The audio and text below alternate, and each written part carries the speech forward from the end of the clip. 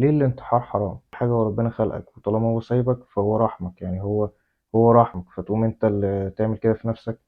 ده غير ان الدنيا ديت عبارة عن اختبار، فانت كأنك كده بالظبط في امتحان وفي لجنة، لقيت كام سؤال صعبين، صعبين قوي على حسب الصعوبة، بس طبعا عشان توصل للمرحلة دي لازم يكونوا صعبين جدا. فكأنك كنت سايب القلم كده وقلت انا مش حالل، وطلعت بره اللجنة. إيه اللي هيحصل في النتيجة؟ هتسقط. فانت الفكرة انك ما تيأس ابدا من رحمة ربنا سبحانه وتعالى. حتى هتلاقي في القرآن دايما لا تقنطوا من رحمة الله. هتلاقي ربنا برضو بيأمرنا ان احنا ما نيأس من رحمته، وما نيأس من اي حاجة، ودايما نقعد ندعي ربنا سبحانه وتعالى. وده بيبقى ابتلاء، وكل ما الحاجة بتكون أشد كل ما بيكون أجرها أعظم، سواء في الدنيا أو في الآخرة.